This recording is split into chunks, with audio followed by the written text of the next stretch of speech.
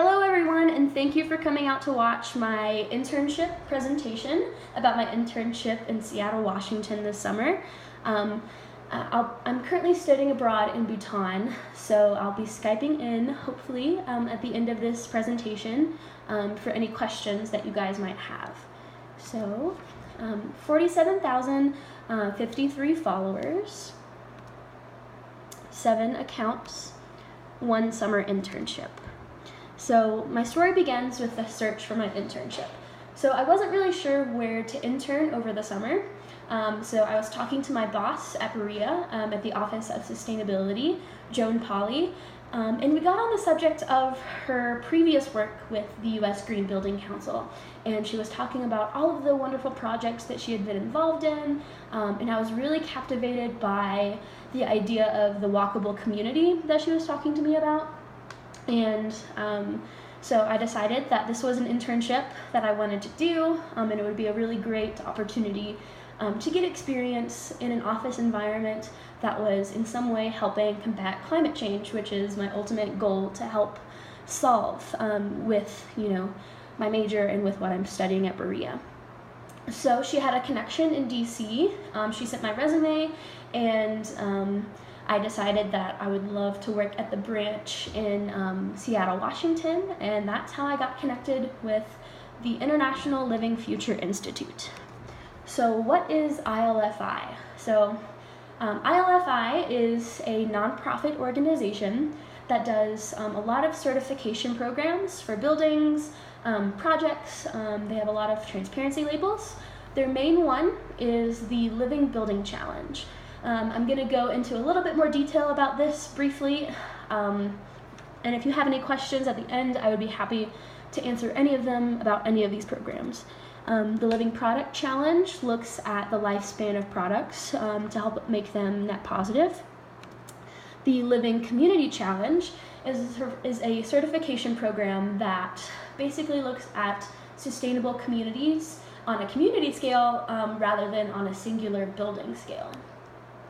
They also have a bunch of transparency labels like Declare, which exposes and makes a company be transparent about the different ingredients in the products that they create. So another one is the Reveal program, which looks at the energy efficiency of different buildings.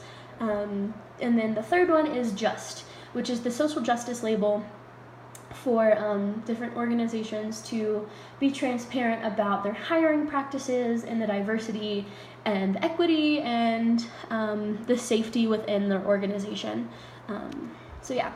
ILFI with the Living Building Challenge and a lot of their programs, they look at it with the idea of a tree. So a tree is their starting point, because a tree is able to harvest all of the energy it needs at the location that it's in. It harvests all the energy, it gets all of the water it needs, and it is able to process any of the waste that it creates in the same location that it's in. So the idea is to create buildings that are just as sustainable as a tree would be in that same environment. So this is one example of the buildings created. It's the office I worked in. It's the Bullitt Center, which at the time it was created was and probably still is, the greenest building, the greenest office building in the world. It's a 6-story building, and the top part shows the solar array on top that harvests all of the energy needed for the building itself. So the solar array is the one thing that really, really struck me when it comes down to realizing how important living buildings are for the future of a sustainable planet. So here is a graphic that just made a lot of sense to me. So the first shape shows a typical building the same size as the Bullitt Center right here. This is how big a solar array would have to be for a typical office building the same size. A typical office building would have an EUI of 92, and this is how big the solar array would need to be to create all of the energy needed. The second shape shows an EUI of 51, which is if it met Seattle Energy Code.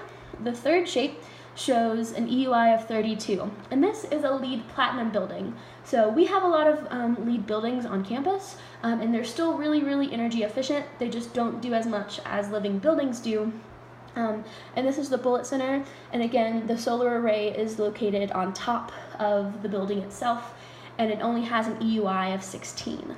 And they're able to do this with a lot of different things. So here's a picture of inside of one of the offices, and you can see that they're harvesting and they're utilizing the natural light that is available to them through the design of the building itself.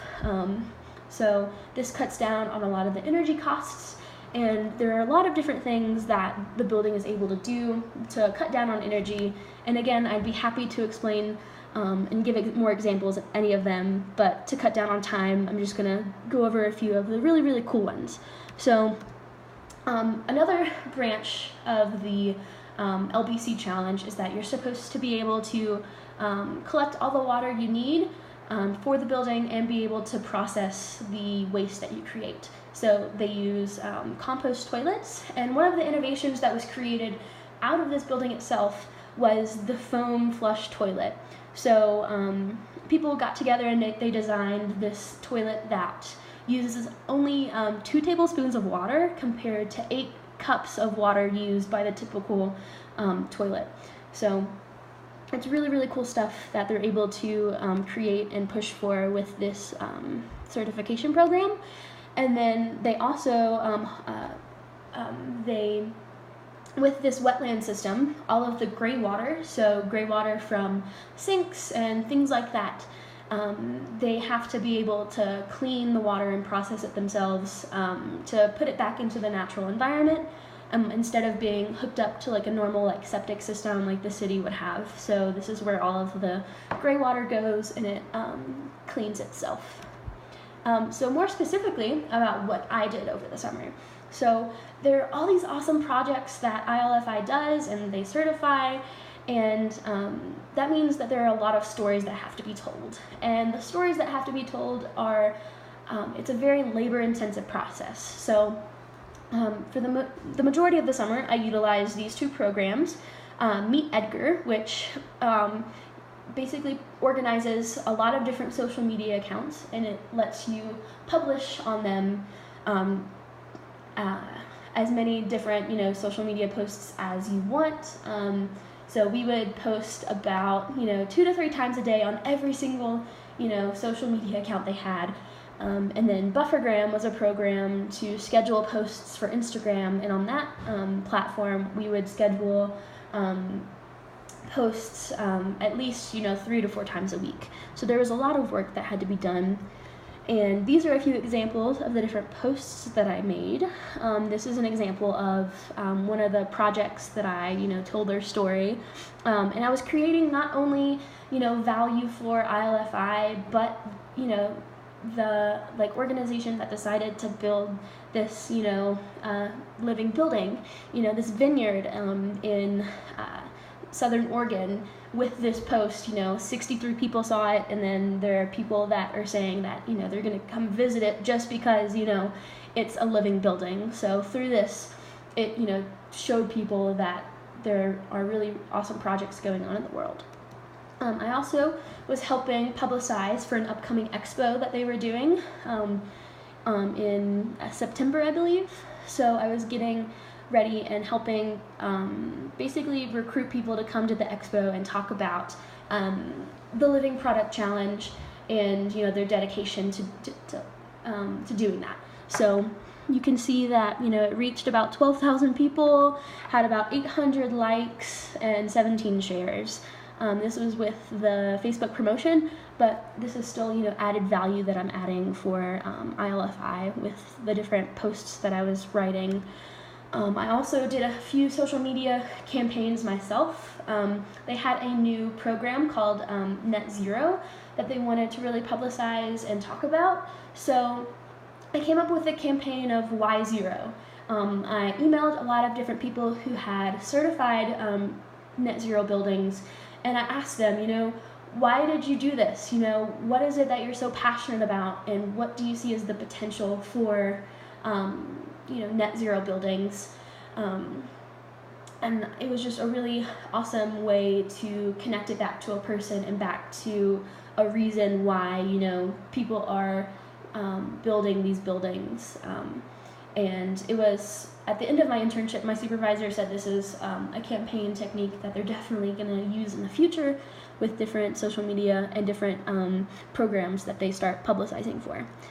On top of social media posts, I wrote a few blog posts as well for their publication trim tab. So I talked about sustainability at Berea College and my experiences with it, and just living in Kentucky in general with sustainability. And little did I know, but I had never lived in Deep Green before, but I had no idea that it was actually a PEDAL certified living building. So we have a PEDAL certified living building on campus. So if any of you have lived in Deep Green or been in Deep Green, you know how sustainable it is, and the same organization that certified it is the organization I worked for. I also was able to utilize one of the EPG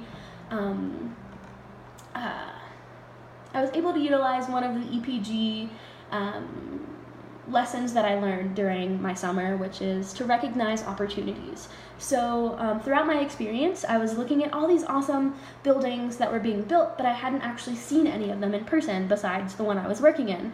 And I wanted to get out of the office and be able to, write something that would put the readers in, the mindset and in the same, location as that building would be. So I went to this awesome community, the Lopez Island Land Trust, which is a little bit away from Seattle. So here's Seattle, and it was on Lopez Island. And I basically proposed to my supervisor. I asked if there were any funds in the communication budget to actually take a trip to Lopez Island. A very small scale thing, nothing, very luxurious, but I was camping and it was a really awesome experience. And I wrote an article at the end of it, and my supervisor said that she really, was proud of me for doing that, and that no other intern had ever, proposed such a project before, and she really praised me on it. So this is also, this is a recommendation I give for future EPG cohorts, is to recognize the opportunities in front of you and don't be afraid to step out of the box and do something that you really want to do. Create your own opportunities within your internship.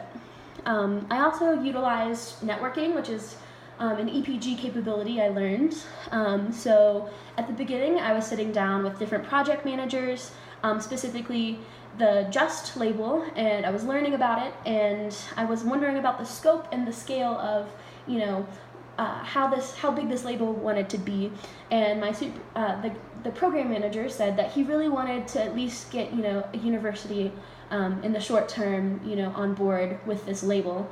So I said, why not Berea College? So I contacted Joan, and I proposed, why can't Berea be a Just certified, institution? And, she proposed it to, the different authorities within Berea, and it's still in the process, and it might be something that we eventually do, who knows? But, I had to be able to network and recognize opportunities and put people together to create really awesome, experiences. I also had to be able to deal with ambiguity, which is definitely something that EPG taught me, and it was something that I feel like I really dealt with gracefully within my internship. It was, a large-scale office thing that I had never been exposed to before, so I had no idea what to expect going into my internship, but I feel like it was something that I was able to do very gracefully because of EPG.